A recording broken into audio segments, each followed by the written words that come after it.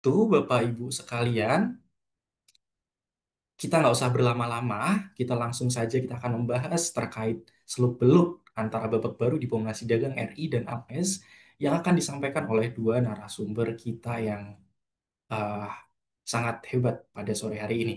Untuk itu, kita langsung saja kepada Bu Ike Widiawati. Apakah bisa open mic, Ibu?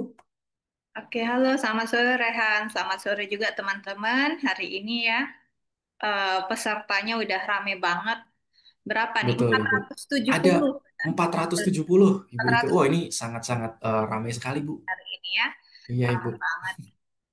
Thank you semuanya. Terima kasih juga tadi udah dipaparin sedikit ya, spill-spill sama Mas Rehan terkait dengan kira-kira pembahasan kita pada sore hari ini apa aja ya. Dan memang ini babak baru ya. Sebenarnya bukan babak baru kali Mas Rehannya. Babak yang kesekian Babak kalinya yang nih. kesian-kesian kali ya, Bu, ya. Karena memang setiap bulan ini kita kan memang rutin adanya monthly market outlook ya. Dan memang setiap bulannya selalu ada kejutan Mas Rehan ya. Iya, betul, Ibu. Jadi yang ulang tahun jangan takut nggak ada kejutan. Pokoknya di tahun 2025 Trump siap memberikan kejutan setiap harinya. Oke deh. Pasti ada kejutan baru ya, Bu, ya, Iya. dari Saya Donald izin Trump. share screen untuk materinya ya, Mas Baik, Rehan. untuk Ibu Ike, langsung saja waktu dan layar kita persilakan, Ibu. Terima kasih. Oke, saya langsung share screen aja. Dan materi ini nanti teman-teman juga bisa ambil ya. Nanti kita biasanya sebar juga materinya. Cuma memang agak delay ya. Agak delay itu biasanya kita kayak 1 hari setelah. Jadi biasanya kita share itu di hari besok ya. Atau H+2 ya. Paling lambat di H+2. Jadi H+1 sampai dengan H+2 kita bakal share untuk materinya ya teman-teman. Nah, jadi memang sebelum kita masuk ke materinya, lagi-lagi beberapa poin yang memang kita ya pelaku pasar di Indonesia kita lihat bahwa memang pergerakan market ini sangat volatile ya. Emosionalnya kita juga apa namanya naik turun, optimis, nanti tiba-tiba pesimis lagi, optimis banget, nanti tiba-tiba pesimis, karena memang begitu banyak data informasi yang harus kita screening ya, Bapak Ibu. Dan kalau kita lihat pergerakan IHSG ya, kita sedikit update lah sepanjang Januari, Februari, Maret, April, Mei, Juni ya. Dan sekarang sih kita sudah masuk di awal ya, awal semester kedua. Jadi kalau misalnya kita lihat sepanjang semester 1 ini ya, tarif Trump, tarif China, kemudian pertemuan di Swiss, pertemuan di London, kemudian ada perang Israel-Iran sampai akhirnya ya, sampai akhirnya yang penangguhan tarif 90 hari itu sudah mau selesai ya. Penangguhan tarif ini sendiri berakhir di tanggal 8 sampai tanggal 9 Juli. Ya, teman-teman ya. Artinya kan ini sudah kita lalui beberapa waktu yang lewat ya di pekan kemarin dan ini ternyata direspon justru positif ya untuk IHSG kita. Jadi Indonesia sendiri tarifnya berapa besar, kemudian ada tarif tambahan atau tidak. Nah, nanti kita akan bahas di bawah sektor apa saja yang akan terdampak, emiten-emiten apa yang berkaitan, itu juga akan kita bahas di materi pada hari ini, ya teman-teman. Nah, kira-kira ada 6 poin ya, kurang lebih ada 6 poin yang akan kita bahas dalam kegiatan market outlook pada bulan Juli ini. Yang pertama, background penerapan tarif resiprokal ya, US ya, Amerika dan ke negara-negara lain, baik ke Indonesia, Vietnam, Thailand ya. Kemudian juga second offer Indonesia ke Amerika apa yang ditawarkan ya. Kemudian ada resiko, ya, ada resiko backfire karena Indonesia juga berperan cukup besar di bridge ya. Nanti akan kita bahas di bagian bawah bagaimana apakah kira-kira Indonesia akan dikenakan 10% ya atau bagaimana, kemudian dampak sektornya apa, emiten yang berkaitan yang harus kita waspadai apa saja nanti akan kita bahas ya di bagian bawah. Kemudian dampak, dampak penerapan tarif ini tentu dampaknya kurang baik ke ekonomi kita di dalam negeri. Ya, tanpa tarif aja produk kita di dalam negeri itu bisa dikatakan kurang kompetitif ya. Karena cost production di Indonesia ini relatively tinggi. Jadi kalau misalnya kita jual barang, kita harus bersaing di kancah internasional, produknya kita itu relatif mahal dengan kualitas yang tidak terlalu yang grade-nya tinggi sekali ya, begitu. Jadi grade-nya biasa tapi memang cost-nya agak tinggi ya. Sehingga dengan penerapan tarif 32% ini tentu membuat produk kita di dalam negeri itu 32% lebih mahal dibandingkan dengan kondisi normal. Kondisi normal saja produk kita di dalam negeri bisa dikatakan kurang bisa bersaing, apalagi dengan adanya penerapan tarif 32% yang membuat produk kita tentu 32% lebih mahal dibandingkan periode normal. Kemudian beberapa hal yang Indonesia sudah berikan dan sudah ditandatangani teken MOU ya, apa saja yang sudah diberikan ya ataupun yang akan diberikan di dalam MOU-nya apa saja tentu akan kita bahas di dalam Monthly Market Outlook pada sore hari ini. Nah, yang pertama background. Background penerapan tarif resiprokal antara US ke negara-negara lain. Ini kita bisa lihat bahwa ini yang terbaru ya, per beberapa jam yang lewat dari Pak Menko Perekonomian, Pak Erlangga Hartarto. Tadi pagi ya, beliau memberikan update bahwa tarif 32% yang diterima oleh Indonesia ini rencananya akan ditunda ya. Nah, ditunda ini kemungkinan besar akan efektif di tanggal 1 Agustus ya. Tapi ini ya nantilah ya, to be discuss lah bagaimana nanti penerapannya. Karena kita tahu ya, US itu agak sulit dibaca. Sebenarnya kalau dari sisi perhitungan 90 hari itu sudah expired. Artinya tanggal 8 dan 9 Juli kemarin itu harusnya sudah diterapkan. Tapi kan ternyata tidak ya. Yang ini mengindikasikan bahwa sebenarnya Amerika juga sedikit bersabar ya dan mereka mau memberikan waktu yang sedikit lebih panjang untuk beberapa negara membuka opsi untuk melakukan negosiasi. Nah, ini tadi baru ya, tadi pagi ini Pak Erlangga Hartarto menyebutkan bahwa tarif 32% ini ditunda. Ditunda bukan artinya tidak akan diterapkan ya, ini masih tentunya masih dalam taraf negosiasi dan juga ada informasi bahwa Trump kemarin kan sempat memberikan ancaman bahwa bridge ini negara-negara yang masuk ke dalam bridge itu akan diberikan tarif tambahan 10%, begitu kan. Tapi kan setelah Pak Erlangga Hartarto kemudian terbang ke US, kemudian tadi pagi disampaikan bahwa ternyata Indonesia kemungkinan tidak akan dikenakan tarif tambahan 10%. Ya karena kalau 32% sebetulnya itu kita sudah cukup ngos-ngosan ya teman-teman ya. 32% aja itu sudah cukup ngos-ngosan lah untuk kondisi ekonomi kita begitu ya. Sehingga IHSG kalau misalnya tarif 32% pun sebenarnya itu geraknya pun udah agak tertahan seperti itu. Jadi kalau misalnya ada tarif tambahan lagi itu tentu akan semakin memberatkan. Dan ini tadi kabar baiknya adalah bahwa tarif 10% ini kemungkinan ditiadakan ya, tapi nanti kita lihatlah. Semoga itu benar ya, semoga memang itulah yang nantinya akan dilakukan oleh Indonesia di mana tarif 10% ini bisa ditiadakan meskipun Indonesia masuk ke dalam anggota bridge ya. Jadi anggota bridge ini adalah anggota-anggota daftar negara yang mereka melakukan dedolarisasi. Ya. Oke. Nah, kemudian beberapa hal memang yang dilakukan second offer lah ya, atau penawaran lagi. Jadi kayak eh, merayu lah ya, seperti itu. Rayuan pertama kurang maut, dikasih lagi rayuan yang kedua, begitu ya. Itulah yang disebut second offer ya, bahasa lainnya merayu lebih jauh lah, seperti itu. Nah, second offer yang diberikan oleh Indonesia ke US ini memang ya kalau kalau kita berbicara ya memang ini ada beberapa hal yang mungkin merugikan Indonesia ya, seperti komitmen untuk membeli komoditas energi dan hasil pertanian AS gitu kan.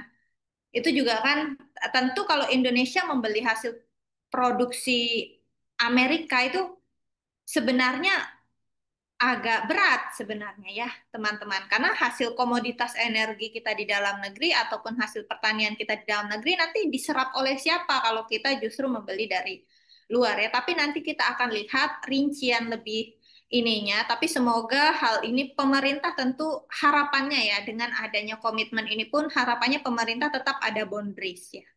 Jadi enggak yang serta-merta merugikan banget. Aku rasa enggak ya. Jadi mereka tentu memilih titik tengah karena kalau misalnya kita tidak mencapai kesepakatan yang baik dengan Amerika, itu justru beresiko makin merambah ke hal yang lain. Jadi aku rasa ini pemerintah sudah memikirkan hal-hal yang memang mau tidak mau harus dilakukan, ya mau tidak mau harus dilakukan.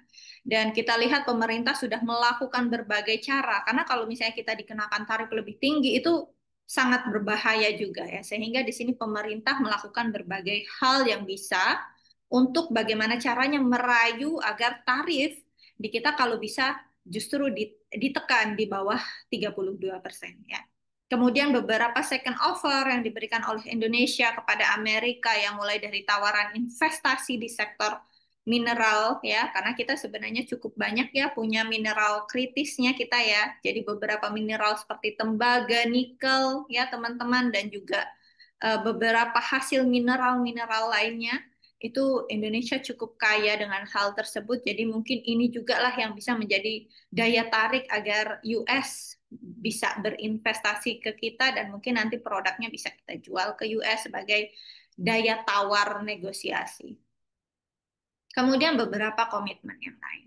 Dan kita lihat ya, memang sekarang dari Amerika mereka sudah memberikan surat ya, surat kepada Indonesia. Cuman kita lihat bahwa second offer ini belum terlalu efektif ya, belum dijadikan pertimbangan yang signifikan karena kalau kita lihat dari Indonesia sendiri, nah ini ya, antara tarif yang sebelum pelaksanaan sampai dengan tarif setelah ya ini ya.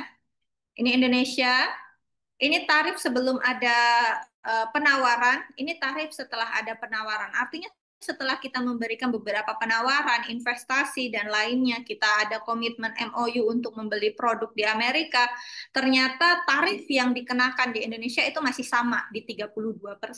Ya, teman-teman.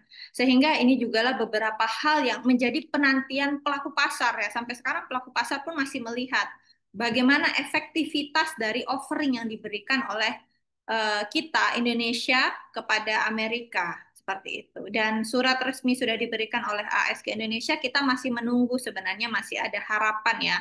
Karena perubahan tarif ini akan efektif di tanggal 1 Agustus, jadi beberapa pihak ya dari para ekonom, analis sebenarnya mereka masih sangat-sangat berharap ya sebelum tanggal 1 Agustus kita berharap semoga Amerika Serikat bisa menurunkan tarifnya kita ya. Minimal-minimal sama lah kayak Malaysia ya. Malaysia 25% dia bisa turun 1% ke 24. Jadi sebenarnya Indonesia sekarang itu 32% itu relatif tinggi dibandingkan dengan negara tetangga. Ya, negara tetangga kayak Jepang, Malaysia, Korea Selatan itu mereka dikasih di bawah 30% ya. Jadi kalau misalnya tarifnya kita bisa dikasih 30%, wah itu bisa jadi best price lah ya untuk Indonesia dan juga mungkin bisa menjadi angin segar juga untuk IHSG pasar sahamnya kita. Nah, ini juga ya, ini surat resmi dari AS ke Indonesia terkait dengan penetapan tarif 32%. Kita berharap dengan adanya penetapan tarif 32% ini kan sekarang masih ditunda lagi ya. Harapannya sebelum tanggal 1 Agustus semoga Amerika bisa memberikan kebijakan yang baik untuk Indonesia sehingga tarif ini bisa dibawa lebih rendah ya, teman-teman. Ya mungkin di bawah 30% atau ya jangan sampai naik ya. Jadi harapannya 32% ini sudah apa namanya ya? Batas ya, sudah di ambang batas kalau bisa diturunkan. Kalau misalnya ternyata lebih tinggi dari 32%, wah itu menjadi sentimen yang kurang baik baik dari sisi ekonomi dan juga dari pasar saham. Nah, kalau kita lihat dari apa namanya, teman-teman ya, kita lihat dari angka komoditas yang kita ekspor ke Amerika ya. Jadi berdasarkan data Kementerian Perdagangan ya tahun 2023 ya, kalau kita lihat 2023, 2024 Dan tahun ini sebenarnya ya tahun ini kan masa peralihan, jadi kita lihatlah periode normal 2023-2024 angkanya nggak akan jauh berbeda. Kita lihat bahwa yang paling banyak itu memang dari non migas ya, nilainya kisaran 5,83 miliar US dollar. Dan dari secara persentase ini ya, yang mungkin minyak hewani atau nabati senilai 455,2 juta US dollar itu berkaitan dengan CPO ya. Nah, beberapa sektornya kurang lebih ya, teman-teman, kita bisa lihat juga tentu kalau minyak nabati itu berkaitan dengan CPO, CPO beberapa emiten ya, beberapa emiten yang berkaitan itu ada AALI ya, AALI, SSMS, DSNG, ANJT ya, LSIP ya, LSIP dan beberapa yang lain. Cuman memang di sini ada beberapa hal ya. Kalau CPO ini bersyukurnya kita pangsa pasar Indonesia untuk CPO itu yang paling banyak menyerap CPO kita Indonesia itu lebih banyak dari India. India ya, teman-teman. Jadi penerapan tarif eh, tadi ya yang kena untuk minyak nabati ya di CPO mungkin tidak secara langsung ya memang ada dampak tapi semoga tidak secara langsung karena kalau kita lihat di sini India mereka masih melakukan permintaan yang cukup tinggi untuk CPO. Cuman memang kalau misalnya kita lihat CPO Indonesia compare dengan CPO di Malaysia cost Malaysia mereka lebih kompetitif karena tarif yang dikenakan di Malaysia kan hanya 25% ya sebelum bahkan setelah yang terbaru kemarin mereka justru turun ke 24% kan. Kalau kita 32%. Jadi nanti pada saat 1 Agustus CPO Indonesia secara otomatis menjadi kurang kompetitif dibandingkan dengan CPO negara-negara yang tarifnya lebih rendah gitu ya. Tapi kecuali negara tersebut masuk ke dalam bridge ya, itu berbeda hal karena mereka melakukan penjualan aktivitas perdagangannya menggunakan mata uang lokal dan tidak terdampak dari tarif US. Tarif US itu kan hanya kena kalau misalnya US-nya beli doang ya. Kalau negara lain yang membeli di luar US, transaksi dengan Indonesia ya, transaksi antara India Indonesia itu kan tidak berdampak secara langsung. Yang berdampak tarifnya itu kan kalau Indo mau jual ke US kan ya. Jadi kita harus garis bawahi juga sehingga CPO walaupun kita salah satunya kita jual juga ke US tapi yang memakan atau yang membeli CPO kita di dalam negeri itu paling banyak itu negara-negara masih di Asia ya dan juga India. Nah, dampak penerapan tarif 32% ini juga menjadi salah satu ancaman ya. Yang pertama itu resiko PHK di sektor manufaktur. Jadi mungkin ada beberapa negara yang mereka memproduksi di Indonesia, yang mereka buka pabrik di Indonesia, kemudian jualnya ke US atau secara tidak langsung nanti dilempar ke US. Itu kan cost-nya jadi lebih mahal kalau misalnya tarif yang diterapkan di Indonesia 32%. Mereka pasti akan tutup pabrik di Indonesia, pindah ke negara yang dengan tarif lebih murah, kan seperti itu. Sehingga resiko PHK di sektor manufaktur ini beresiko mengalami lonjakan. Nah, penutupan ataupun pemindahan pabrik ke negara tetangga yang memiliki tarif lebih murah dan juga cost production-nya mereka lebih rendah, ya. Kemudian resiko pelemahan nilai tukar rupiah, karena biasanya kalau kita udah kena tarifnya tinggi, bagaimana caranya biar produk kita lebih kompetitif? Ya biasanya rupiahnya terdepresiasi, seperti itu ya. Kemudian tentu penurunan daya saing, karena tarif lebih tinggi tentu membuat harga jual juga tinggi. Kalau harga naik itu teori supply demand equilibrium titiknya itu pasti akan bergeser. Jadi artinya harga naik, permintaan pasti akan turun. Nah, beberapa sektor ini ya, ada sektornya ya, untuk emiten-emitennya, nah di sini ya. Kalau untuk produk tekstil dan garment itu ada Sril, tapi kan Sril kemarin kita udah lihat bahwa sudah pilot, sehingga yang masih listing ya di Bursa Efek Indonesia itu ada PBRX. Jadi teman-teman mungkin mulai bisa lihat ya, ini yang akan terdampak secara tidak langsung dari tarif 32%. Karena kalau kita lihat pasar ya, pasar ekspor terutama untuk PBRX ini dia tujuannya ke Amerika dan ke Eropa, ya. Jadi untuk PBRX ini sentimennya negatif ya. Ini harap diminimalisir ya teman-teman. Ini beberapa udah aku tandain. Kemudian produk kayu dan furniture ya. Beberapa emiten di sini ada Wood dan INKP. Nah, di sini kita lihat bahwa yang ekspor paling besar ke Amerika Serikat itu Wood ya. Wood ya, kode sahamnya WOOD, dia itu kontributor pasar ekspornya 80 sampai 92% itu ke Amerika Serikat. Jadi kalau tarif naik 32%, pasar utamanya Amerika, nah tentu ini akan secara tidak langsung menggerus dari sisi revenue ya, teman-teman. Karena kalau harga naik, biasanya permintaan itu akan mengalami penurunan. Kemudian ada INKP, tapi kalau INKP porsinya nggak sebesar Wood ya. Kalau INKP porsi ekspor yang ke Amerika itu nggak terlalu besar ya teman-teman ya. Jadi porsi ekspor untuk INKP 54%, tapi 54% itu dia terdiversifikasi. Makanya di sini aku nggak kasih tanda seru merah ya, karena kalau untuk INKP itu masih mending. Jadi 54% itu dia terdiversifikasi, paling banyak dianya ke pasar Asia ya. Untuk INKP paling banyak dia ke pasar Asia, jadi ekspektasinya masih terselamatkan ya, ke Eropa, Timur Tengah, Afrika, dan Australia. Yang ke Amerika dia terpecah lagi ya, jadi bukan pasar utama untuk INKP domestik dan Asia ya teman-teman. Kemudian untuk produk turunan karet ya, kalau kita lihat dari data kementerian yang tadi, kan yang paling terdampak produk tekstil, produk kayu furniture, turunan karet. Untuk turunan karet itu ada GJTL ya. Nah, untuk GJTL ini sendiri dia mengekspor ban lebih dari 80 negara ya.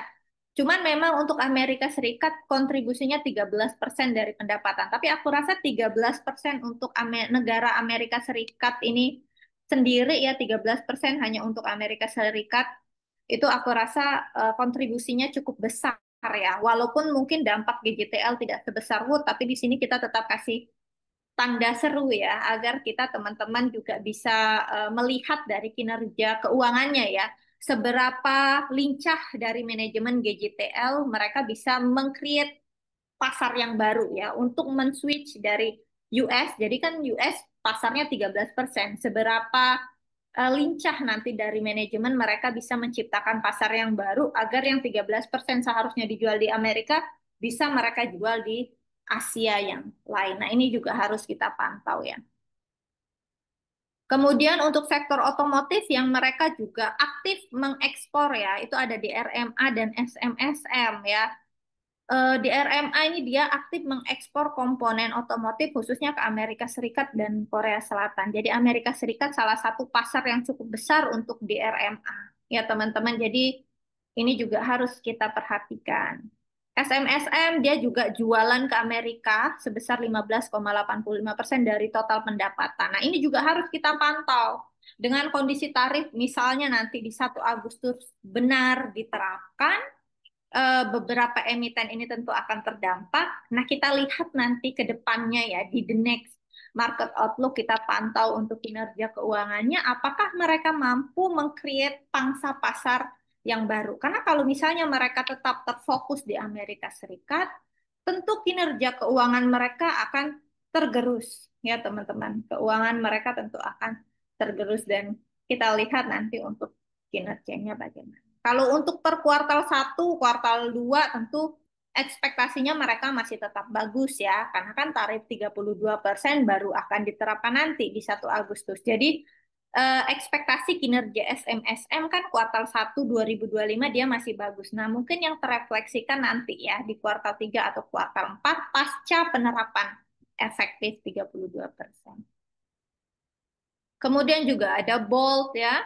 Bolt ini menargetkan ekspor juga 15-20% dari penjualan. Tapi kan ini negaranya terpecah, dia ya tidak Amerika Serikat doang ya. Jadi ini tidak kita kasih tanda seru karena dia pasarnya lebih melebar, lebih terdiversifikasi, artinya resikonya relatif lebih rendah ya. ASI, Auto juga demikian, ekspornya dia memang ekspor tapi terpecah ke 50 negara ya.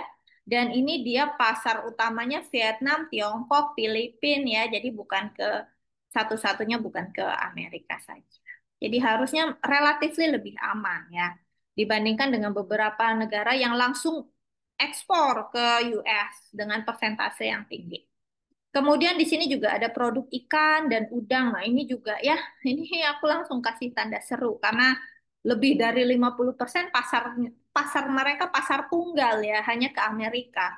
Kayak di SFI itu 78,8% itu mereka ekspor olahan ikannya itu ke Amerika. Itu kan pasar tunggal ya.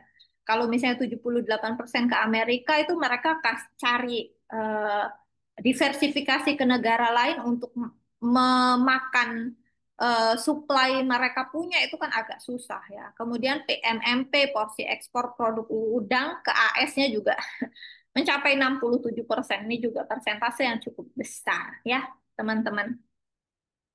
Kemudian juga produk baja dan timah, itu ada tins. Tins itu 98% pendapatan berasal dari ekspor Asia, Eropa, dan Amerika Serikat. Oh, mungkin untuk tins ini aku agak sedikit ralat ya.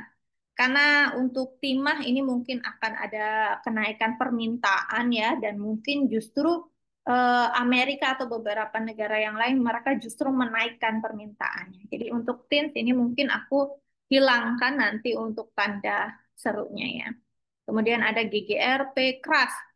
Keras ini dia sebenarnya ekspor juga ke beberapa negara ya. Bahkan anak usahanya mengekspor 5.000 ton baja ya. Ini ke Amerika Serikat. Cuman kan baru-baru ini keras melakukan penandatanganan dengan bridge ya.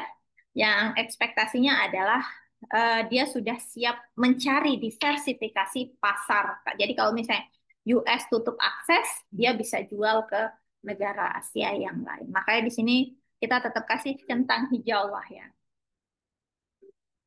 Itu tadi beberapa negara-negara yang terdampak ya, teman-teman. Dan ini juga beberapa MOU yang sudah disepakati dalam negosiasi tarif dan ini cukup banyak ya. Ada beberapa emiten-emiten juga nih yang kita sempat tuliskan di sini. Ada Indofood CBP ya, ada PGO ya. Jadi ada beberapa emiten-emiten juga yang mereka secara langsung turun ya untuk melakukan negosiasi tarif. Jadi mereka juga teken MOU dengan US.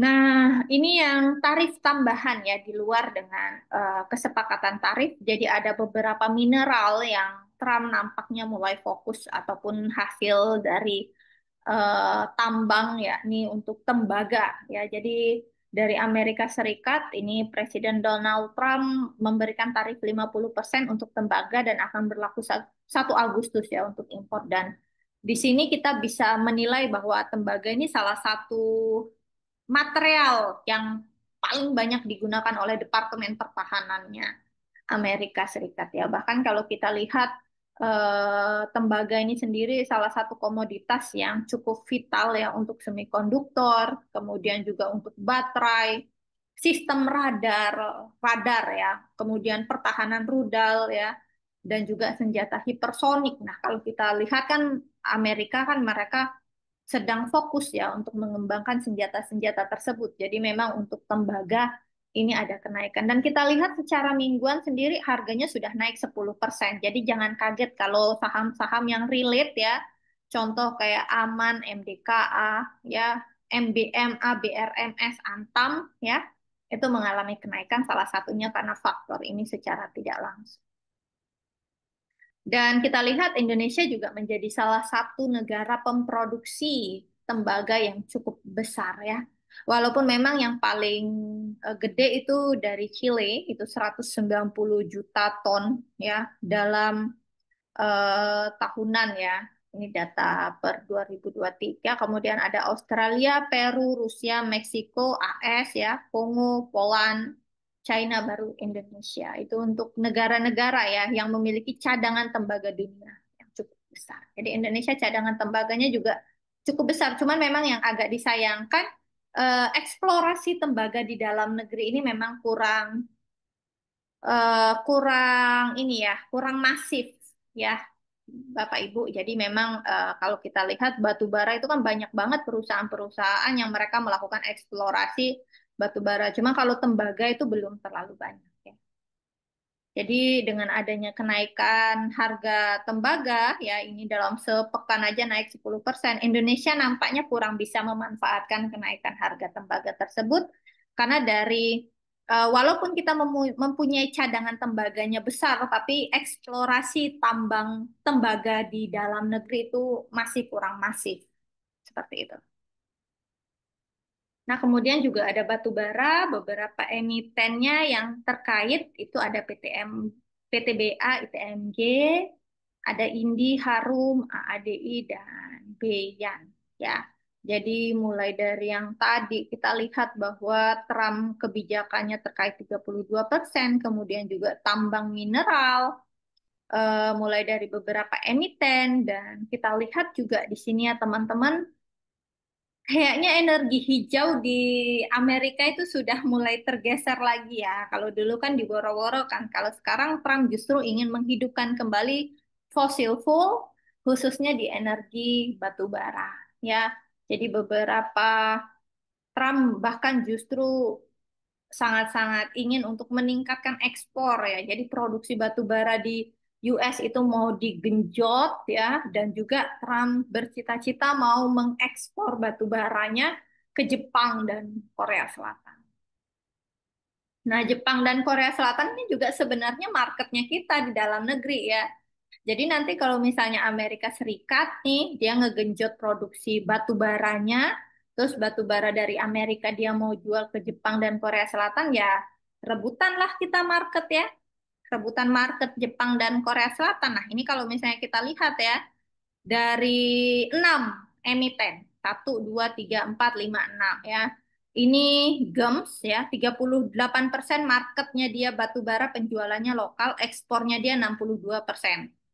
Dari 62% ekspor, China itu 43%, India 10%, Korea Selatan 3%. Kalau ini masih relatif aman ya, karena Korea Selatan kan nantinya mau digeser ya marketnya. Jepang yang mau ngisi ke sana. Ya, jadi artinya Korea Selatan ini bakal beririsan ya, bakal bingung juga dia mau beli batu bara dari Indo atau beli batu bara dari Amerika begitu ya. Jadi kita bisa rebutan pasar nih, gitu kan. Kemudian dari Adaro ya, AADI. Ini lokal 20%, mereka ekspor 80%. Nah, dari 80% itu yang paling banyak beli produknya Adaro itu dari India, Malaysia, nah 11% Korea Selatan.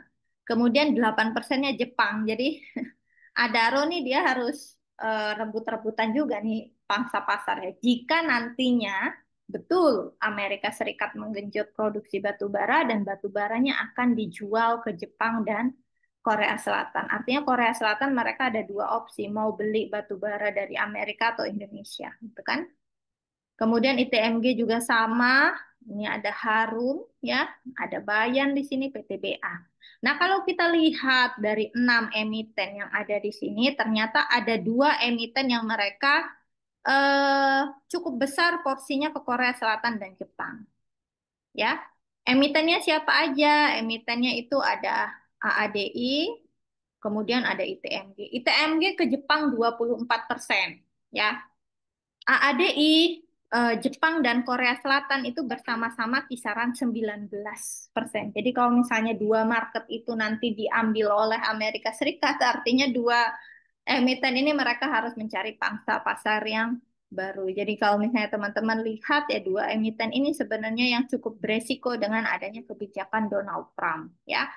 Dan tentu kalau misalnya produksi digenjot, ya teori supply demand lagi-lagi. Kalau misalnya demand mengalami kenaikan, harga beresiko turun. Jadi that's why juga jadi salah satu alasan kenapa minyak mentah kemarin terbang-terbang tinggi, tapi batu baranya belum. Dan kalau kita lihat harga batu bara dia kesannya ya, kalau kita lihat secara keseluruhan, di bagian atas kita kembali lagi ke slide ini nih batu bara ya, batu bara dia naik tapi naiknya masih pelan banget ya, compare dengan harga tertinggi 150 dia masih di 112 dan geraknya pelan banget. Karena ya salah satunya yang itu tadi ya, karena adanya resiko lonjakan produksi kalau misalnya tidak diimbangi dengan permintaan, supply-nya naik tidak diimbangi dengan permintaan, ada resiko kenaikannya tidak akan bisa sustain ya. Dan kalau kita lihat realisasi versus proyeksi ekspor batu bara dunia mulai dari tahun 2023 sampai dengan tahun 2027 ya, artinya 2 tahun ke depan Indonesia ini menempati peringkat kedua ya. Ya. Aktivitas ekspornya kita cukup besar. Oke, kurang lebih itu ya Bapak Ibu. Nah, ini sedikit saja terkait dampak tarif terhadap market ya. Tentu ini menjadi dampak yang negatif ke marketnya kita. Per Januari sampai Juli itu foreign flow keluar dari pasar saham kita itu sebesar 57,89 triliun. Versus Januari per Juni itu sudah itu kan masih di 50,3 triliun. Berarti selisih belum sampai 1 bulan ya, Juli kan baru pertengahan nih, baru tanggal 14. Itu sudah nambah 7 triliun ya asing keluar. Karena Januari, Juni itu 50, ini jalan ke bulan Juli udah nambah 7,89 triliun. Dan kalau kita lihat secara historis, ini yang paling mengerikan itu sebenarnya case di tanggal 16 April ya, karena di 16 April waktu yang lalu itu satu kali ya, cuman dalam waktu sehari itu jebret foreign keluar 8 triliun dalam satu hari. Nah, ini juga yang tentu beberapa saham yang kita bisa perhatikan ya. Dari angka sebesar ini 57 triliun, ternyata setengah lebih ya itu dikontribusi hanya 4 perusahaan. 4 perusahaan itu yakni BBCA, BBRI, BMRI, BBNI. 4 perusahaan ini saja menyumbang sebesar 32,27 triliun transaksi dalam 6 bulan foreign keluar. Jadi angka foreign net sale secara year to date sebesar 57 triliun, 32 triliunnya itu disumbang oleh 4 bank ini ya. Di mana net sale terbesar itu di saham BBCA dan BMRI. Jadi asing mereka masih net sale ya, teman-teman. Kemudian juga kita bisa lihat ini yang untuk suku bunga mungkin ini sedikit update saja. Komoditas emas tentu masih seksi ya. Lagi-lagi aku tetap mention untuk saham emas karena kondisi global kita masih belum tahu arahnya kemana. Tentu kalau misalnya ekonomi masih bergoyang-goyang ya, masih gonjang-ganjing, tentu saham emas ini masih eh, sangat bisa kita jadikan untuk watchlist ya. Kurang lebih itu ya dari saya dari sisi kondisi fundamentalnya. Mungkin ini aku kembalikan ke Rehan. Thank you. Silakan Rehan. Baik, wah, sangat menarik ya untuk materi pada sore hari ini. Jadi tadi kita sudah membahas mengenai second offer Indonesia kepada Asia terkait bagaimana Indonesia ini akan menawarkan kembali untuk bisa menurunkan tarif resiprokal yang di 32% itu. Dan juga tadi kita juga udah membahas skenario terburuk ya. Tadi ada banyak sekali terkait PHK massal, relokasi pabrik ke negara lain, hingga pelemahan daya saing rupiah yang bisa terjadi ya di sektor-sektor padat karya. Dan tadi Bapak Ibu sekalian juga ada beberapa sektor-sektor yang bisa terdampak ya dari adanya tarif ini, seperti tadi ada batu bara, kemudian sektor dari CPO juga. Nah, untuk itu, Bapak Ibu sekalian, apabila terdapat pertanyaan, bisa langsung saja bisa tulis di kolom Q&A, dan selepas ini akan dilanjutkan terlebih dahulu untuk sesi selanjutnya di sesi technical analysis terkait saham-saham yang telah dikurasi dari tim riset untuk bisa dibahas pada sore hari ini. Untuk sesi tanya jawab nanti akan dibahas di setelah sesi technical analysis dan akan langsung dijawab oleh kedua dari pemateri, dari Ibu Ike dan dari Bapak Edi sekalian. Jadi seperti itu. Kemudian untuk Bapak Edi, apakah sudah standby, Bapak? Sudah Sudah aman aman ya. ya. Baik, kepada Bapak Edi yang akan membahas terkait teknikal analisis terhadap saham-saham yang bisa tetap perform di keadaan babak baru diplomasi ini, kepada Bapak Edi, waktu dan layar kami persilahkan. Monggo Bapak, terima kasih. Oke, terima kasih Rehan. Saya coba share screen dulu ya.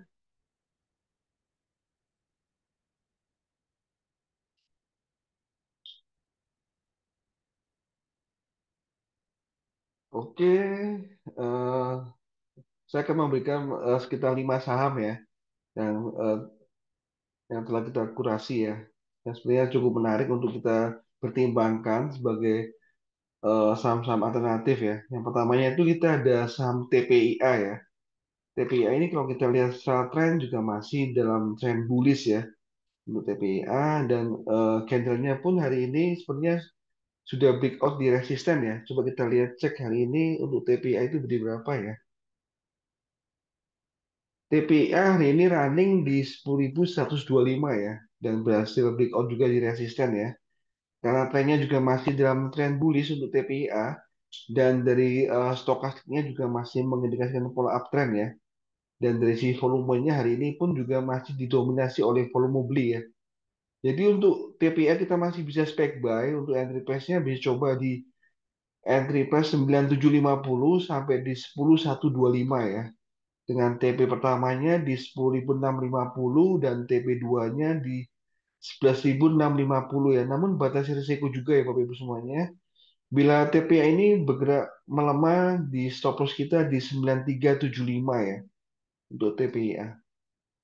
Oke, saham berikutnya kita ada saham INDF ya. INDF kalau kita lihat dari trennya juga masih mengindikasikan pola tren bullish. Dan hari ini sebenarnya juga breakout juga ya di atas resisten ya. Yang mana resisten dari INDF itu ada di 8250. Coba kita lihat hari ini INDF di berapa ya? INDF hari ini running di 8325 ya. Berhasil breakout di resisten 8250. Namun kalau kita lihat dari stokastiknya memang mengindikasikan pola overbought ya. Yang mana sudah di atas 80% di sini ya. Tapi tidak apa-apa karena volumenya juga masih didominasi oleh volume beli. Jadi kita melihat untuk INDF kita masih bisa spek buy ya. Untuk entry price-nya bisa coba di level entry price 8.000 sampai di 8.350 ya. Dengan TP terdekatnya ada di TP1 di 8.800 dan TP2-nya di 9.625. Namun baiknya batas risiko juga ya untuk INDF bila menyentuh di stop loss kita di 7.700 ya untuk INDF. Oke, selanjutnya kita ada saham PTPP ya. Untuk PTPP ini kita masih BOW ya, meskipun dari trennya juga masih tren bullish ya. Coba kita lihat PTPP hari ini di berapa ya? PTPP hari ini sebenarnya terkoreksi ya. Terkoreksi di level 418 ya. Dan kita masih BOW memang ya. Karena tadi ketika kita bikin PPT ini di sebelum jam sisi pertama tadi, posisinya memang masih breakdown di EMA 20-nya ya. Mana EMA 20 itu ada di support 428. Dan hari ini kita running di 418 ya. Karena kalau lihat sebenarnya kalau kita lihat dari tren untuk PTPP ini masih tren bullish ya. Namun stokastiknya ini masih mengindikasikan pola downtrend ya. Ini downtrend dan volumenya pun masih didominasi oleh volume jual di sini ya. Jadi untuk PTPP kita masih buy on weakness ya. Untuk entry price-nya bisa coba di 396 sampai 412 ya. Dengan TP pertamanya di 434 dan TP2-nya di 474. Namun baiknya batas risiko juga bila PTPP ini bergerak melemah di stop loss kita di 380 ya untuk PTPP. Dan selanjutnya kita ada saham di SSA ya. Mungkin saham di SSA ini sudah 3 kali berturut-turut ya di money market kita untuk kita rekomendasikan ya di SSA ya. Dan karena di SSA ini juga kalau kita lihat dari tren memang masih mengindikasikan pola bullish ya. Dan hari ini kalau kita lihat di SSA itu juga breakout juga ya di atas resisten. Yang mana resisten dari di SSA ada di level 60.800 ya. Dan saat ini running di 61.600 ya. Dari stokastiknya juga masih mengindikasikan pola uptrend ya. Dan dari sisi volumenya juga masih didominasi oleh volume beli ya. Jadi untuk di SSA kita masih spekulatif buy ya. Untuk entry price-nya mungkin bisa coba di 59125 sampai di 61700 ya. Dengan TP pertamanya di 65.000 dan TP2-nya di 71.000 ya. Namun baiknya batas batas risiko juga ya. bila di SSI ini bergerak melemah di bawah supportnya di stop loss kita di 56.800 ya untuk di SSI. Dan mungkin satu saham lagi untuk saham teknikalnya ya yang kita lihat cukup menarik itu ada saham PIVA ya. Coba kita lihat saham PIVA. PIVA itu tadi kalau kita lagi membuat PPT ini tadi siang tadi ya juga masih berhasil breakout ya di atas resisten di 248 dan saat ini juga running di 254 ya. Masih berhasil breakout juga. Jadi untuk PIVA kita masih spek buy ya. Dan trennya juga masih mengindikasikan tren bullish untuk PIVA. Dari stokastiknya juga masih mengindikasikan pola uptrend ya. Dan dari volumenya pun juga masih didominasi oleh volume beli ya. Jadi untuk PIVA kita masih spek buy ya.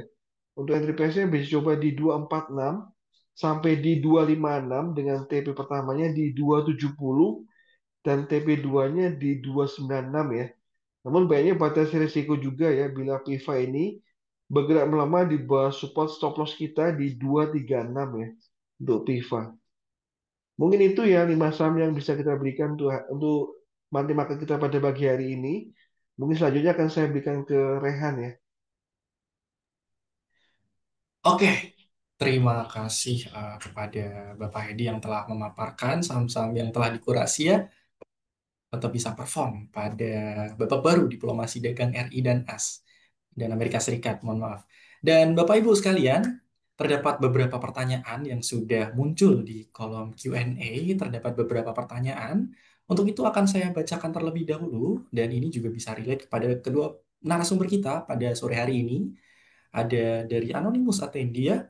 Permisi Bapak Ibu dan Ibu Ike dan Bapak Edi, menurut Bapak dan Ibu sendiri bagaimana prospek permintaan CPO dari India dalam waktu dekat dan adakah potensi risiko dari kompetisi harga dengan Malaysia?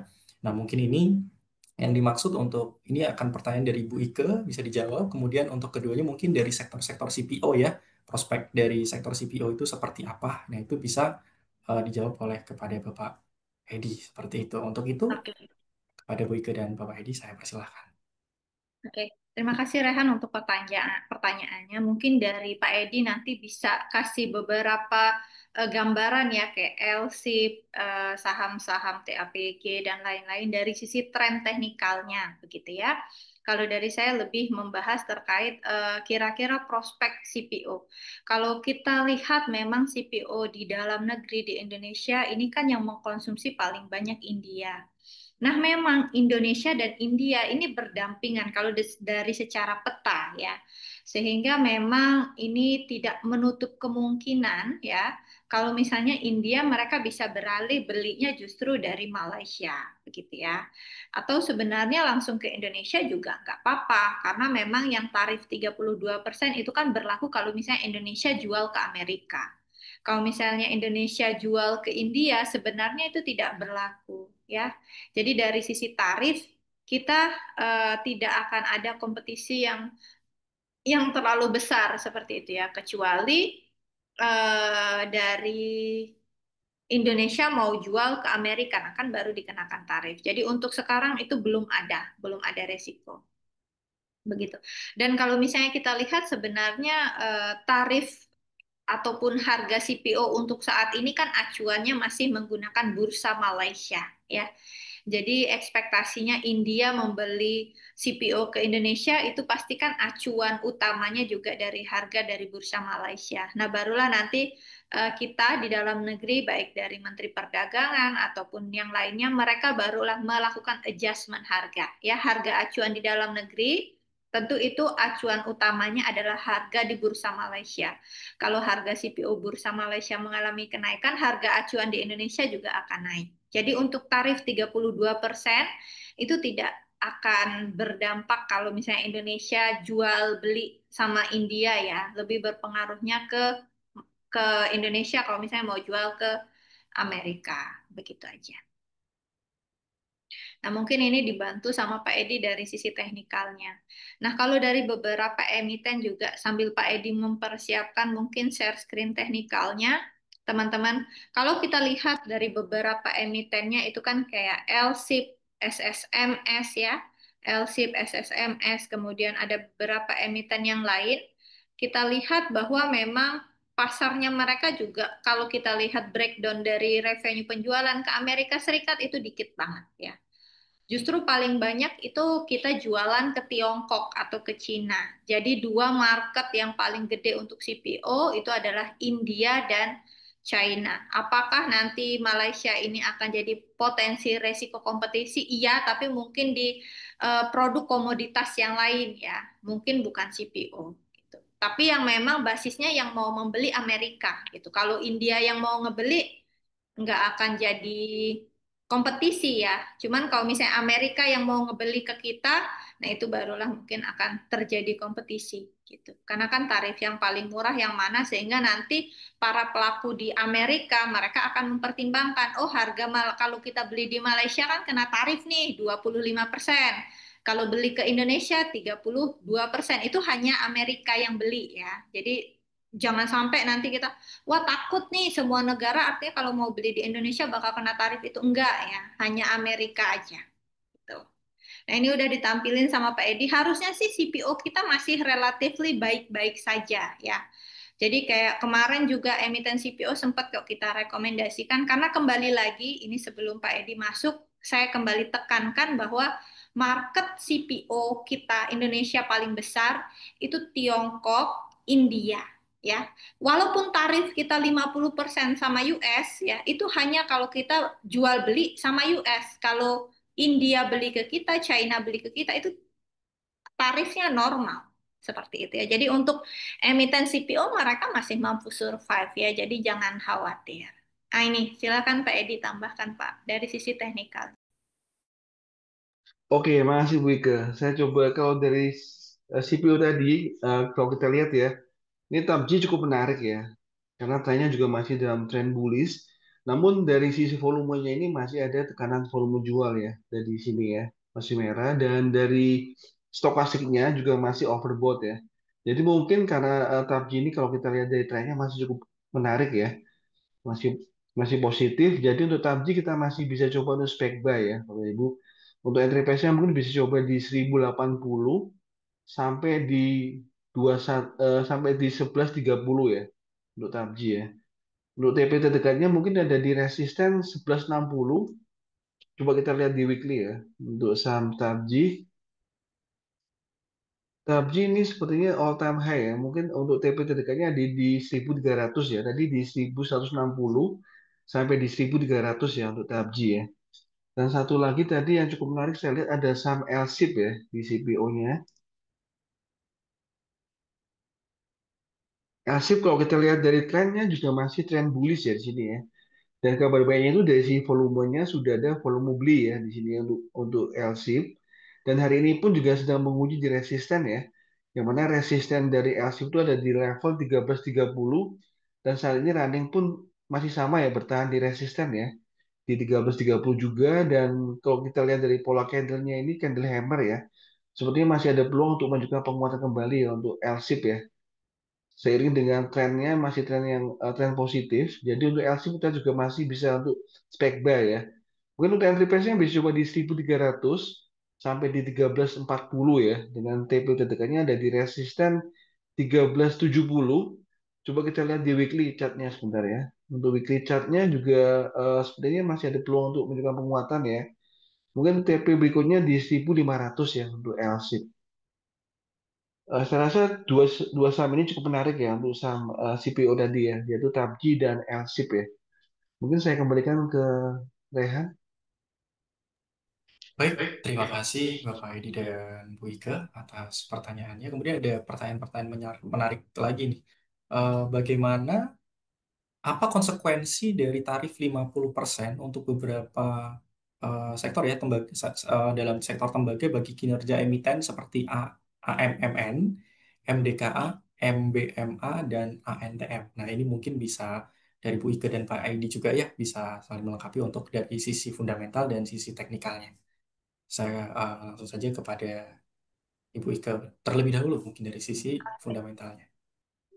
Nah, kalau untuk tembaga itu memang pertimbangannya berbeda ya. Kalau CPO kan untuk melindungi apa namanya produksi minyak nabati US ya, soybean oil ya.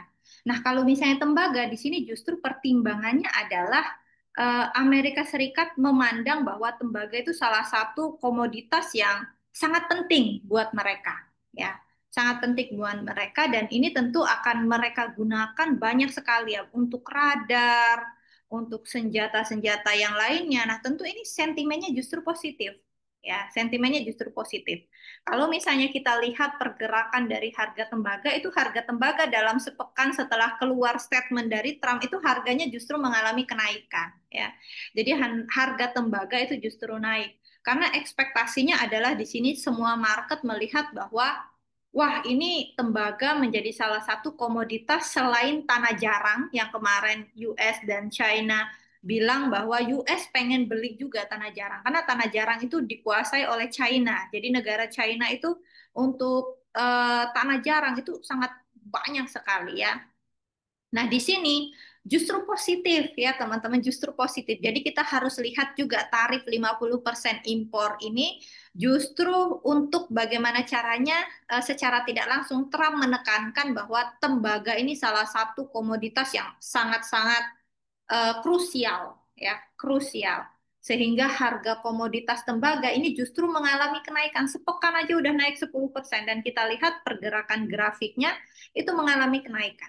Emiten-emiten yang relate ya, yang relate. Nah, ini dari Masnya juga udah mention Aman, MDKA, MBMA, BRMS juga ya ada tembaga, kemudian Antam. Itu secara kita lihat harga sahamnya itu memang mengalami kenaikan karena ada optimisme dari pelaku pasar yang menganggap wah ini US mereka sangat fokus nih dengan harga tembaga. Jadi berlainan dengan CPO yang tadi ya.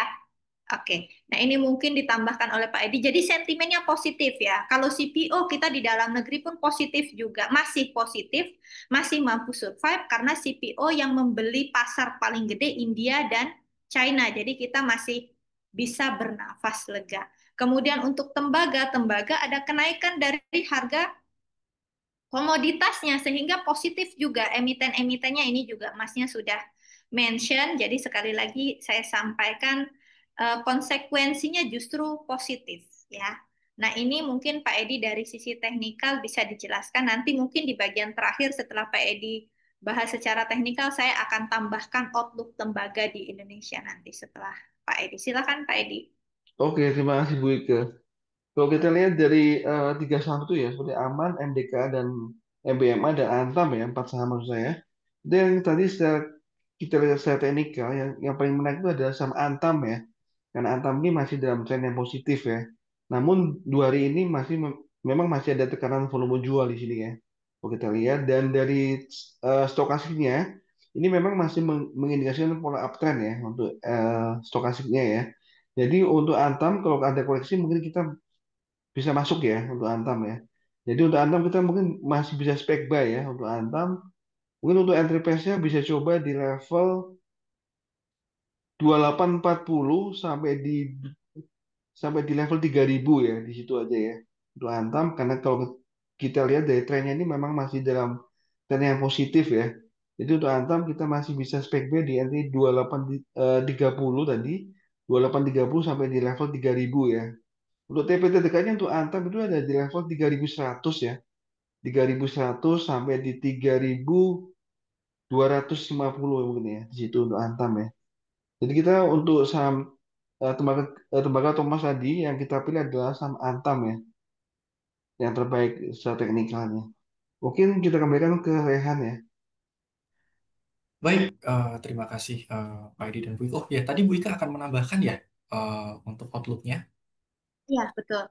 Jadi Ah, memang tembaga mengalami kenaikan. Cuman memang tadi yang sempat saya sampaikan di presentasi bahwa memang disayangkan bahwa cadangan tembaga di Indonesia ini memang salah satu yang terbesar. Cuman memang yang agak disayangkan adalah eksplorasinya kurang masif. Sehingga kenaikan harga tembaga secara dunia ya, secara mingguan aja udah naik 10% ya ini nampaknya kurang bisa dimanfaatkan oleh emiten-emiten di dalam negeri karena kayak MBMA, MDKA, Antam itu kan basis mereka memang ada tembaga, tapi tembaga itu bukan komoditas kontribusi utamanya mereka. Kayak Antam kan yang utama emas, MDKA ada tembaga, tapi kan yang utamanya sekarang dia justru sudah di nikel kan. MBMA juga sama, ada tembaga, tapi bukan yang fokus paling-palingnya tembaga. Ya mungkin aman lah, kalau aman ya oke lah, seperti itu ya. Jadi memang beberapa emiten ini tidak terlalu banyak. Kalau batu bara kan banyak tuh, mereka totally hampir 100% banyak emiten yang mereka memang 100% atau 90% itu batu bara, batu bara, batu bara. Cuma kalau tembaga memang eksplorasinya kurang masif seperti itu. Jadi cari emitennya yang memang benar-benar produksi tembaga kontribusi ke revenue paling signifikan yang nggak terlalu banyak. Ya paling itu tambahannya. Thank you Rehan. Baik, terima kasih Bu Ika dan Pak Edi. Mungkin kita lanjut ya ke pertanyaan berikutnya. Ini terdapat pertanyaan menarik tapi spesifik ini, Bapak Ibu. Ada dua pertanyaan, cukup hanya untuk Bapak Edi dan Bu Ika. Yang pertama dulu kepada Bapak Edi ya. Terdapat pertanyaan, bagaimana pandangan Pak Edi jika terjadi koreksi harga dalam waktu dekat? Ini terkait saham DSSA. Apakah DSSA tetap layak dipertahankan atau tidak? Pada Bapak Edi, bisa langsung dijawab.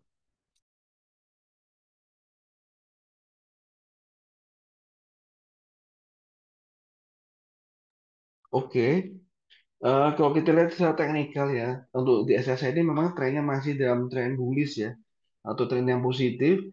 Karena di SSI ini juga kalau kita rekomendasikan ini sudah masuk bulan yang keempat ya. Di SSI dari bulan April kita sudah sudah rekomendasi ya. Di bulan April kemarin di bulan April, terus di bulan Mei, bulan Juni kita juga rekomendasi ya, dan di bulan ini pun kita juga masih rekomendasi ya, karena di SSI ini cukup menarik ya, secara trennya juga menarik, dan hari ini pun ada kenaikan yang cukup signifikan ya untuk di SSI ya, dan dari sisi volumenya juga masih ada peningkatan, maksudnya sudah ada volume belinya ya di sini ya, yang cukup tinggi juga ya, dan stokastiknya juga masih tren yang positif ya. Jadi kalau ada koreksi tadi ya, ini ya, apakah bisa nambah atau gimana? Sebenarnya kalau saya lihat dari trennya, ini masih tren bullish. Jadi kalau ada koreksi, mungkin kita masih bisa untuk spek buy ya. Jadi kita sudah memberikan entry price di 59125 sampai di 61700 ya tadi ya. Namun batas risiko juga ya Bapak Ibu semuanya ya. Kalau big di bawah 56800 ya untuk di SSA, mungkin kita bisa eh, kalau sebelum menyentuh pada stop loss kita mungkin kita bisa melepas dulu ya. Namun kalau kita lihat dari trennya memang ini trennya masih positif ya. Masih ada peluang untuk menunjukkan penguatan kembali dengan TP kita yang pertama itu di 65.000 dan TP2-nya di 71.000 ya untuk di SSA ya. Jadi di SSA sebenarnya masih cukup menarik ya untuk kita pertimbangkan ya. Karena kita setiap money outlook kita juga selalu memberikan saham ini ya. Jadi kita memberikan yang seperti yang terbaik ya untuk TSS gitu. Demikian Rehan. Baik, Pak Edi, terima kasih atas jawabannya. Kemudian kita lanjut ke pertanyaan selanjutnya. Ini mungkin lebih ke Bu Ika ya. Bagaimana pandangan Bu Ika terhadap sektor-sektor properti? Apakah akan terpengaruh dengan tarif resiprokal dari Donald Trump atau tidak? Untuk hal tersebut, kepada Bu Ika Ah, bisa monggo. thank you Rehan. Kalau untuk properti kayaknya enggak ya. Karena kan rumahnya nggak bisa dijual ke apa namanya ke kita ekspor ke Amerika kan enggak. Jadi untuk sektor properti karena memang dia kan real estate kecuali orang Amerika yang ke sini tinggal di sini itu kan beda case ya. Kita nggak ekspor rumahnya, kita lempar ke sana enggak. Dampaknya mungkin secara tidak langsung ya, dampak secara tidak langsung. Jadi kalau misalnya ada pengaruh tarif resiprokal ini tentu akan mempengaruhi dari sisi inflasi mungkin ya. Dari sisi inflasi dan pada akhirnya adalah ke suku bunga. Nah, barulah ke suku bunga itu dampak ke sektor properti seperti itu. Jadi untuk sektor properti itu tidak ada dampak secara langsung, tapi dampaknya secara tidak langsung. Nah, karena properti ini sangat sensitif ke suku bunga, nah untuk suku bunga ini sekarang ini memang masih kayak di tengah-tengah ya. Walaupun suku bunga diturunkan pun belum bisa benar-benar mendorong sektor properti. Karena yang pertama, sektor properti sekarang masih kurang banget dari sisi insentif. Yang kedua, daya beli masyarakat. Daya beli masyarakat saat ini masih bisa dikatakan ya belum di tahap puncak di mana orang-orang bisa dengan mudah membeli rumah ya karena kos KPR sekarang masih relatif tinggi. Kemudian kalau kita berbicara rumah memang kebutuhan, tapi nggak semua orang mampu untuk membeli rumah yang layak. Jadi untuk sektor properti untuk saat ini belum terlalu baik, tapi ya untuk beberapa properti kemarin kayaknya SSIA atau beberapa itu sudah mulai mengalami kenaikan. Jadi based on membelinya mungkin lebih dari sisi volume value teknikalnya aja ya, karena dari sisi sektor sebenarnya belum terlalu oke. Begitu. Sektor properti belum terlalu oke untuk sekarang. Baik, Ya. terima kasih Bu Ika atas jawabannya. Kita lanjut mungkin ke pertanyaan selanjutnya.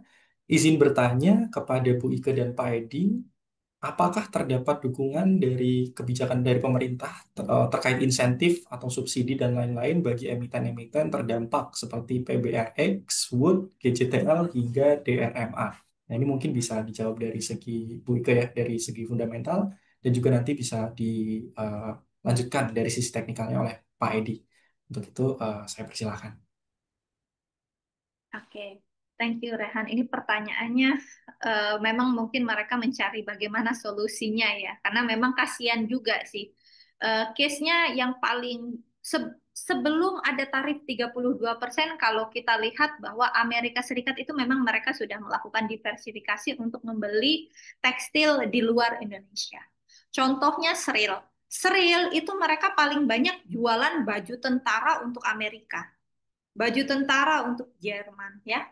Dan seril seril ya sekarang kolaps ya, kita bisa lihat salah satu tekstil terbesar itu bisa kolaps.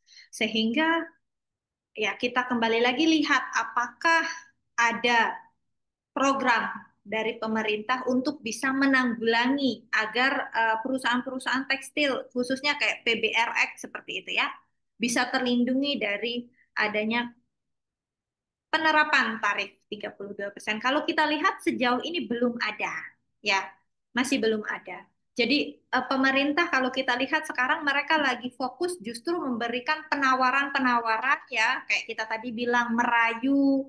Pertama belum belum berhasil, kasih lagi rayuan maut. Yang kedua bagaimana caranya mereka kasih rayuan-rayuan sampai Danantara pun mereka memberikan untuk komitmen untuk bisa berinvestasi di Amerika. Jadi untuk sekarang kita lihat bersama bahwa pemerintah masih fokus untuk memberikan penawaran-penawaran yang seksi agar tarifnya bisa diturunkan seperti itu.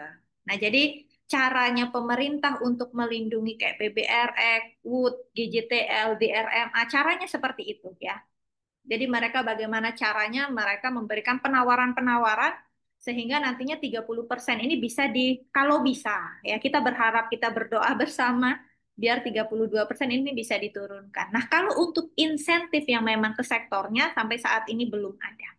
Tapi cara pemerintah melindungi sektor tersebut adalah ya dengan itu tadi, memberikan rayuan-rayuan maut biar 32% bisa diturunkan sehingga secara tidak langsung pun nantinya emiten tersebut bisa terlindungi.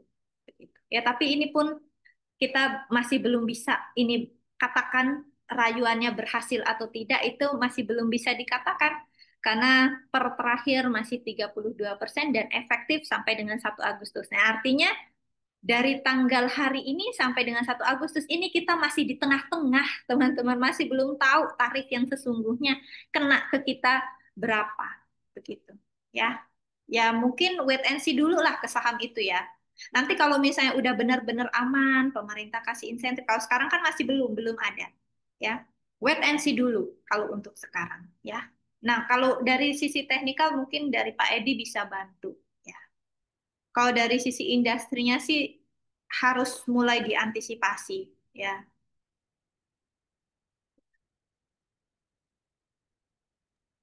Baik, terima kasih kepada Bu Ika. Langsung saja untuk teknikalnya bisa dilanjut kepada Bapak Edi. Kepada Bapak Edi, saya persilahkan.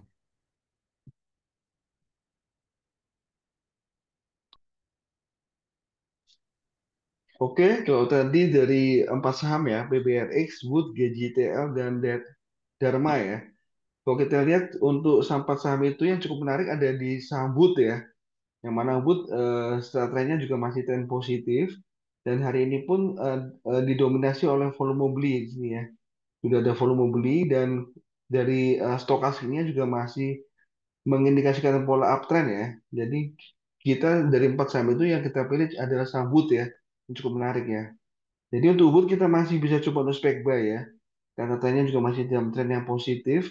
Jadi hari ini untuk Wood kita masih bisa spek buy untuk entry price-nya bisa coba di 380 sampai di sampai di level 392 ya. Dengan TP terdekatnya ada di resisten 408 sampai di 430 ya untuk Wood ya. Jadi itu mungkin yang bisa saya lihat secara teknikal yang cukup menarik ada di sambut ya. Oke, Rehan, saya kembalikan ke Rehan ya. Baik, terima kasih Pak Edi atas jawaban mengenai technical analisisnya. Kita lanjut ke pertanyaan terakhir, mungkin kepada ini mungkin bisa dijawab kepada Ibu Ika ya. Pertanyaannya, sejauh mana keterlibatan Danantara dalam proses second offer ini? Apakah ada sinyal-sinyal penguatan peran sovereign wealth fund dalam diplomasi dagang terkait RI dan Amerika Serikat? Seperti itu. Untuk Ibu Ika bisa langsung saja, Ibu. Terima kasih. Iya, jadi untuk Danantara sendiri kan tentu mereka memiliki dana yang cukup besar ya. Nah, kalau kita lihat dari MOU yang diberikan, ini Indonesia memberikan penawaran bahwa Indonesia akan melakukan investasi ya ke US seperti itu ya. Walaupun memang kemarin sempat juga dikatakan oleh beberapa asosiasi pengusaha bahwa kalau misalnya Indonesia diikut sertakan juga berinvestasi ke sana, nanti yang investasi ke Indonesia siapa? Kalau di dalam negeri saja mereka keluar ya dananya keluar ke US, nanti yang masuk ke Indonesia siapa? Itu juga kemarin sempat ada pro dan kontra ya terkait dengan MOU yang ditawarkan oleh Indonesia kepada Amerika. Kemudian MOU yang disepakati terkait dengan Danantara tentunya ya tadi bahwa pemerintah melewati dengan Danantara suffrage ini akan masuk ke Amerika ya. Sebenarnya ini masih jadi pertanyaan ya. Ya semoga nanti bisa dibahas lagi lebih lanjut oleh pemerintah Indonesia dan juga US bisa lebih dimatangkan lagi agar bagaimana caranya Danantara bukan hanya fokus untuk keterlibatan berinvestasi ke US ya, tapi kalau bisa Danantara ini juga fokus untuk menopang kita yang di dalam negeri ya.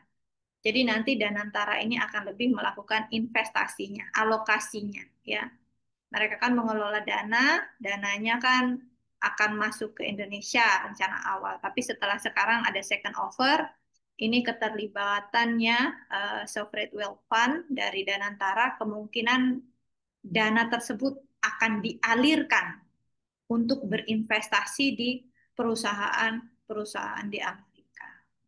Ya sempat ada pro dan kontra sih ini kemarin ya dari para asosiasi pengusaha kalau misalnya dana dari Danantara justru disuntikkan, dialirkan ya untuk menopang investasi di Amerika, lalu nanti yang menopang investasi di dalam negeri siapa? Sempat kemarin ada celotehan-celotehan seperti itu ya, tapi tentu kita ya percaya bahwa pemerintah tentu mereka punya solusi ya seperti itu. Mungkin itu, Rehan. Thank you. Baik, terima kasih Bu Ika atas jawabannya dan itu juga sekaligus menutup ya pertanyaan pada sore hari ini dan semoga jawaban dari Bapak Edi dan Ibu Ika bisa menjawab pertanyaan dari Bapak Ibu sekalian yang telah bertanya pada Monthly Market Outlook pada sore hari ini. Sekali lagi saya ucapkan terima kasih kepada Ibu Ika dan Bapak Edi yang telah menjadi narasumber pada Monthly Market Outlook pada sore hari ini. Dan terima kasih juga kepada Bapak Ibu sekalian yang telah menghadiri atau mengikuti webinar Monthly Market Outlook, Second Offer, and Critical Minerals babak baru diplomasi dagang RI dan AS. Dan Bapak Ibu sekalian, apabila masih terdapat pertanyaan atau terkait hal-hal yang bisa ditanyakan, Bapak Ibu bisa langsung masuk ke dalam channel WhatsApp kita di channel Siminvest. Dan juga Bapak Ibu sekalian mohon untuk feedbacknya terkait monthly market outlook pada sore hari ini yang bisa juga di scan QR untuk langsung masuk ke dalam Siminvest feedback. Atau bisa juga Bapak Ibu dengan link yang telah saya kirimkan pada kolom komentar. Untuk pada bulan selanjutnya, jangan lupa Bapak Ibu sekalian untuk tetap mengikuti ya monthly market outlook yang diselenggarakan secara bulanan oleh Sinarmas Sekuritas dan Siminvest. Terkait nanti akan ada topik-topik yang menarik berdasarkan juga dari feedback Bapak Ibu sekalian. Untuk itu, saya pamit undur diri. Terima kasih Bapak Ibu sekalian, saya ucapkan kembali terima kasih dan sampai jumpa pada bulan selanjutnya. Saya Muhammad Rian Syahsidik. Salam. Terima kasih.